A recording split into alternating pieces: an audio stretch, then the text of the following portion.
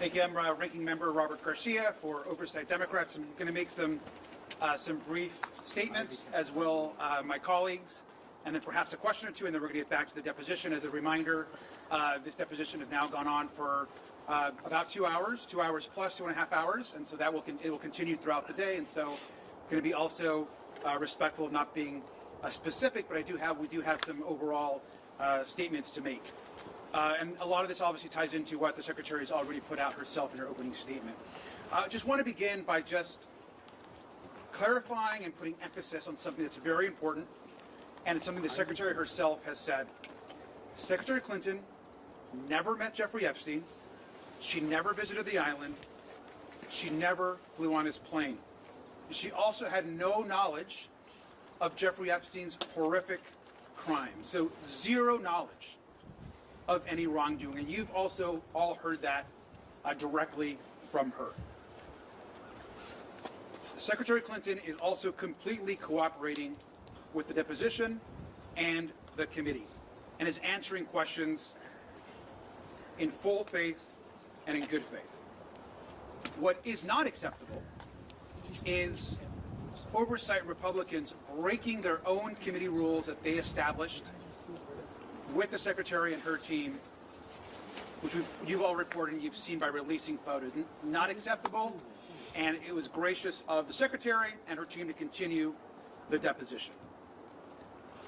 What we also want to say at this very moment is it's becoming more clear every single day is the questions continue to build around this DOJ and the White House and the focus of the majority. We want to understand right now where the missing FBI files are.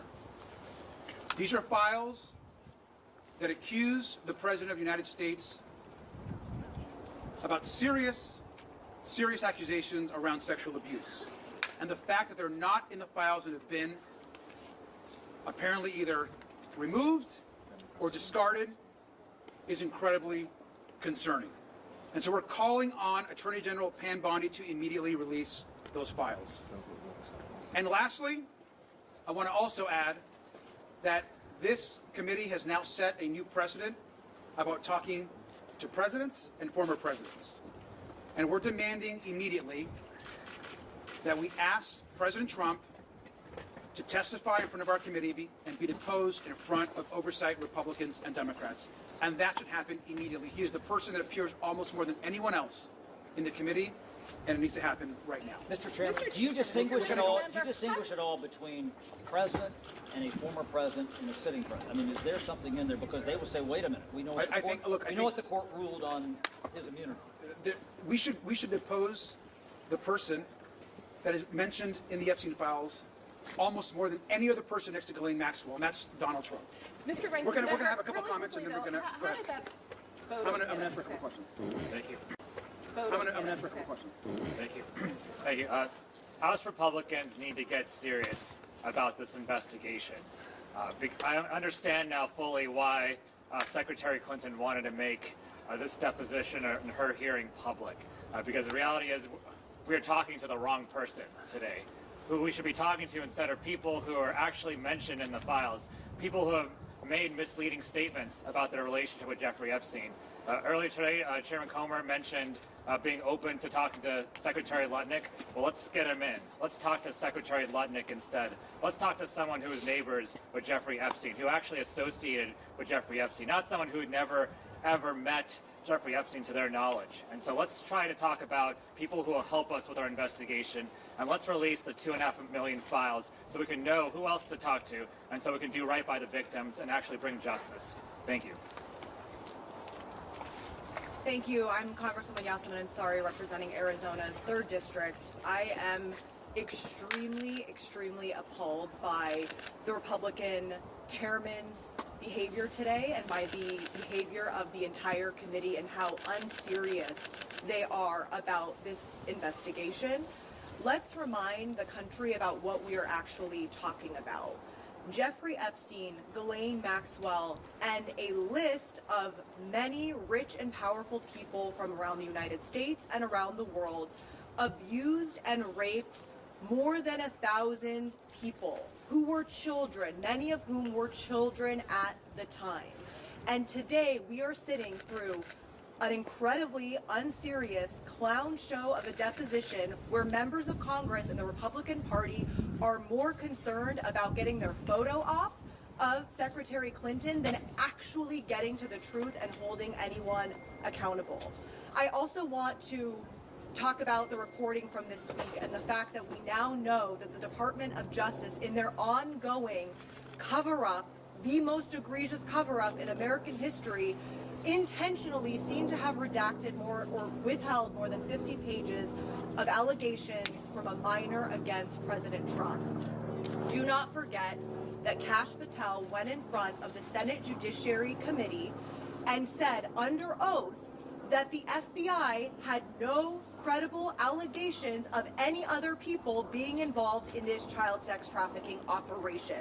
These documents that the Department of Justice intentionally has withheld from the American public in regard to the allegations against President Trump came from the FBI. The FBI had interviewed this witness 4 times. You do not do that if it is not serious. So Kash Patel needs to be immediately brought back before the Oversight Committee. He needs to answer these questions again, and we need answers immediately. Again, America is watching. Young people in this country are watching to see if powerful people will continue to protect other powerful people and whether or not Congress will actually hold these perpetrators accountable. Thank you. Wesley Bell, Missouri's 1st Congressional District, and as a former prosecutor, I've been involved in leading investigations in serious offenses, and this ain't it.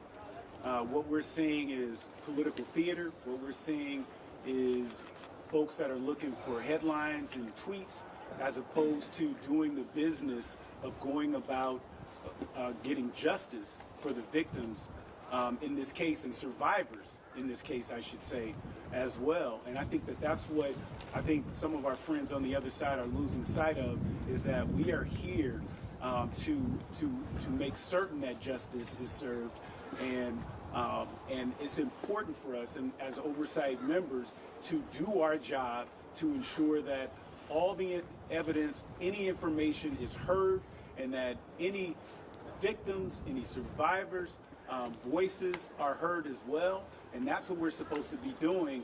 And so what we're seeing today is we have not learned one new thing. The secretary is here. She is more than happy to have all of you come in there and into this deposition and hear her out. But there are those on the other side of the aisle who do not want that for whatever reason. And so we're going to continue to push for justice. We're going to continue to work to make certain that the victims and survivors are given their due and their voices are heard, and that justice is ultimately served. Thank you. I'm James Walkinshaw from Virginia's 11th District.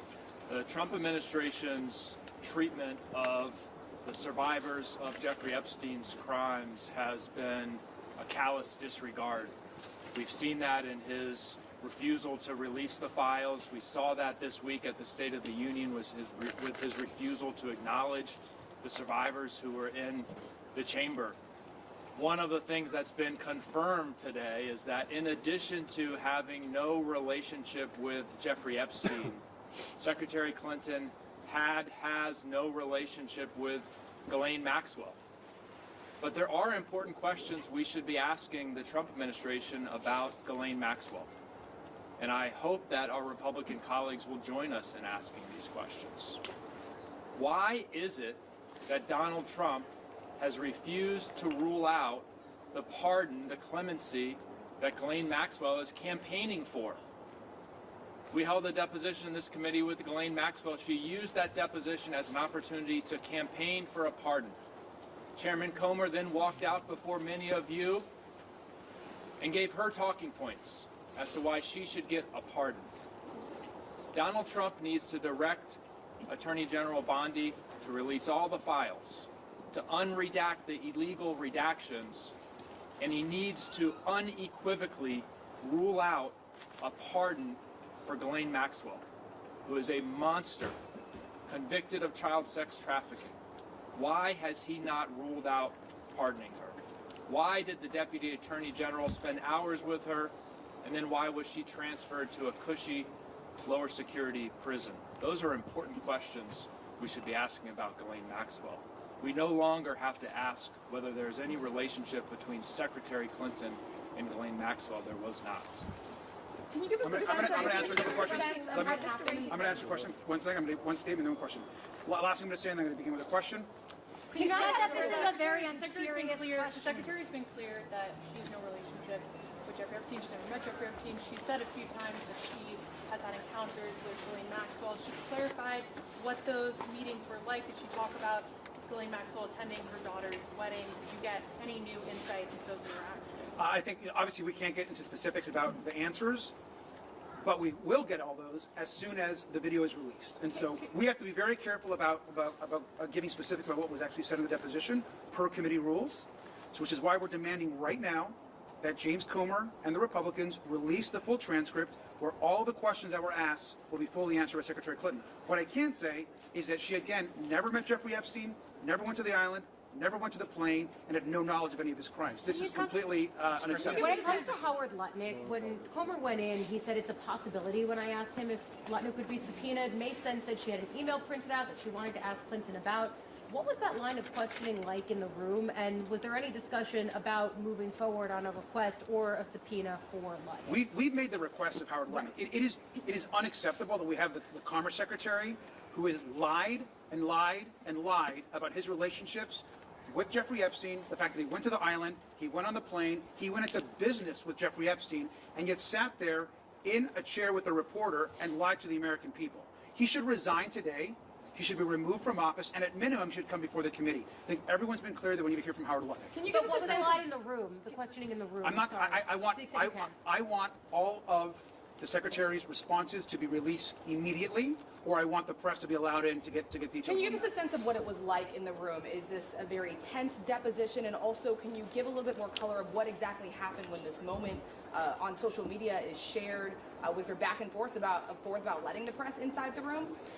So yeah, what I can say is not be edited. And so we understand that, and we're committed to getting this video transcript out immediately. And to be clear, she is answering every question. To be clear, she's answering all the questions. Taking the fifth at all?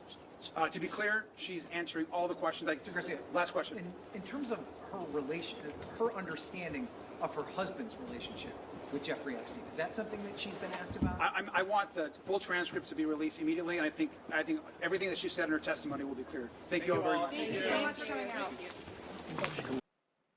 Ladies and gentlemen, if you'd like to support the channel, please check out my links. Noble Gold, save $100. Their food supply that lasts for 25 years could save your life.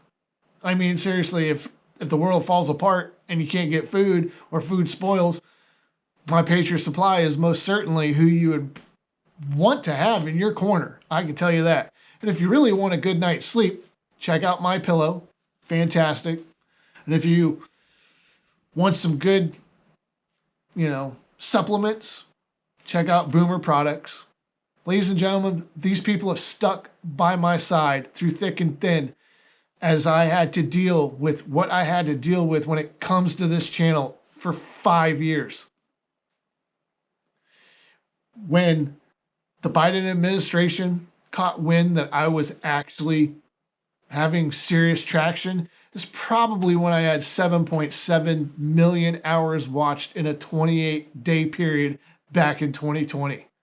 I cannot wait until I can talk about that situation.